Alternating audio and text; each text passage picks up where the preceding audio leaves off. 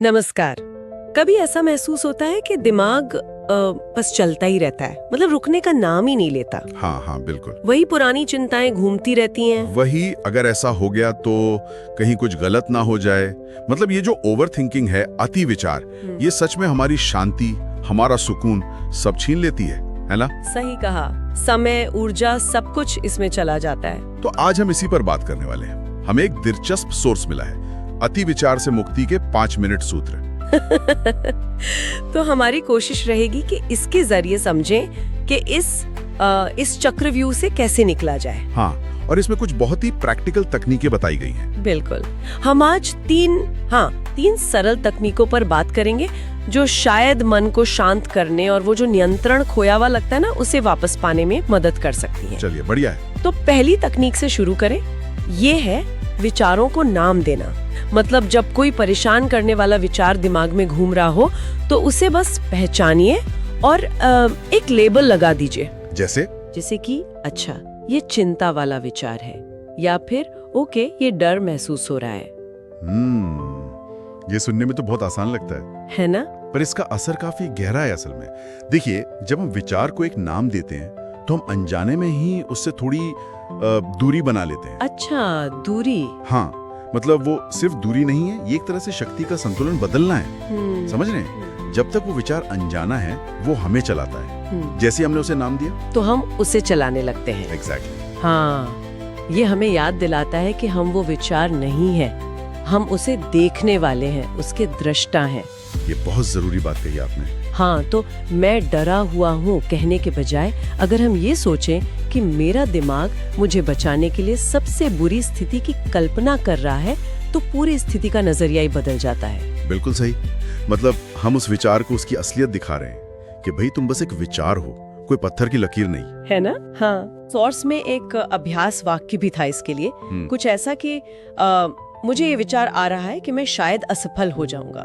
ठीक है, ये सिर्फ एक विचार है, ये सच्चाई नहीं है। सही। ये स्वीकार करना ही उस विचार की जो पकड़ होती है ना, उसे ढीला कर देता है। ठीक है, तो ये तो हुआ विचारों को एक तरह से पकड़ना, उन्हें नाम देना। लेकिन तब क्या करें जब विचार रुक ही ना रहे हो, मतलब एक के बाद एक दौड़ते ही जा रहे हो? उसके लिए भी कुछ है? हाँ बिल्कुल है। जब मन बहुत तेज भाग रहा हो, एकदम रफ्तार पकड़ ली उसने, तो उसे वर्तमान में, अभी में वापस लाना बहुत जरूरी हो जाता है। ओके। और इसके लिए एक बड़ी कमाल की तकनीक है, उसे कहते हैं 5 4 3 2 1 ग्राउंडिंग विधि। 5 4 3 2 1। हाँ। अच्छा, ये कैसे काम करती है? विस्तार से बताइए जरा। बहुत आसान है। आप जहाँ भी हैं बस वहीं रुक जाइए और अपनी जो इंद्रियां हैं, सेंसेस, उन पर ध्यान दीजिए। मतलब कैसे? देखिए, 5 चीजें जो आप उस वक्त देख सकते हैं, फिर 4 चीजें जिन्हें आप छू सकते हैं या महसूस कर सकते हैं अपने शरीर पे या आसपास। अच्छा। देखना, छूना, फिर 3 आवाजें जो आप सुन सकते हैं, छोटी से छोटी आवाज भी चलेगी।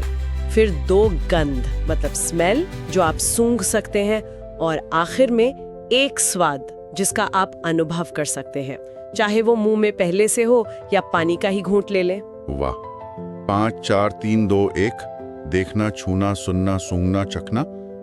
ये सिर्फ ध्यान भटकाने जैसा नहीं है। नहीं, ये उससे कई ज्यादा है। ये हमारे शरीर के विज्ञान का इस्तेमाल करता है असल में। शरीर का विज्ञान कैसे? देखिए, हमारा शरीर जो है ना, वो हमेशा वर्तमान में रहता है। वो भविष्य की चिंता में या अतीत के पछतावे में नहीं जा सकता। ये क्षमता सिर्फ हमारे मन में है, विचारों में है। हाँ, ये बात तो सही है। तो ये जो 5 4 3 2 तकनीक है, ये हमारी इंद्रियों को सक्रिय करके, एक्टिवेट करके हमारे नर्वस सिस्टम को शांत करती है। ये दिमाग को एक सीधा, स्पष्ट संकेत भेजती है, सब ठीक है, तुम अभी इसी पल में सुरक्षित हो। अच्छा। तो ध्यान अपने आप ही उन काल्पनिक खतरों से हटकर वास्तविक दुनिया पर, जो अभी हो रहा है, उस पर आ जाता है। स्तोत्र में इसका एक उदाहरण भी दिया था, वो इसे और साफ करता है। जैसे अभी मैं खिड़की से आती धूप देख रहा हूँ, अपनी कुर्सी का कपड़ा महसूस कर रही हूँ, कीबोर्ड की टिक टिक सुन रही हूँ, पास रखी चाय की महक ले रही हूँ और पानी का स्वाद महसूस कर रही हूँ। बिल्कुल। मैं यहाँ हूँ, अपने विचारों में नहीं। ये कहती है जैसे दिमाग की रफ्तार थोड़ी धीमी पड़ जाती है। हाँ, तुरंत असर होता है। चलिए, ये 2 तकनीकें तो बहुत अच्छी हैं। अब तीसरी पर आते हैं। कई बार ऐसा नहीं होता कि हम उन चीजों के बारे में सोच सोच के परेशान होते रहते हैं जो हमारे हाथ में हैं ही नहीं। हाँ, बिल्कुल। और यहीं पर अति विचार का एक बड़ा हिस्सा टिका होता है। हम उन चीजों को कंट्रोल करने की कोशिश करते हैं जो हमारे वश में है ही नहीं। तो यहाँ सवाल ये उठता है कि हम अपनी ऊर्जा कहाँ लगा रहे हैं, है ना? यही केंद्र बिंदु है। अति विचार अक्सर नियंत्रण की कमी के एहसास से ही उपजता है। इसलिए ये बहुत जरूरी है कि हम रुकें और खुद से ये सवाल पूछें, इस स्थिति में अभी इसी वक्त वास्तव में मेरे नियंत्रण में क्या है? 1 मिनट रुक कर ये पूछना। और इसका जवाब क्या होता है आमतौर पर? ज्यादातर मामलों में अगर आप ईमानदारी से सोचें तो जवाब यही होता है, मेरे अपने कार्य, यानी मैं क्या करता हूँ या करती हूँ, मेरे शब्द जो मैं बोलती हूँ, और किसी परिस्थिति पर मेरी प्रतिक्रिया, मेरा रिएक्शन। बस, हाँ, बात तो सही है। मेरे काम, मेरे शब्द, मेरी प्रतिक्रिया, बस यही।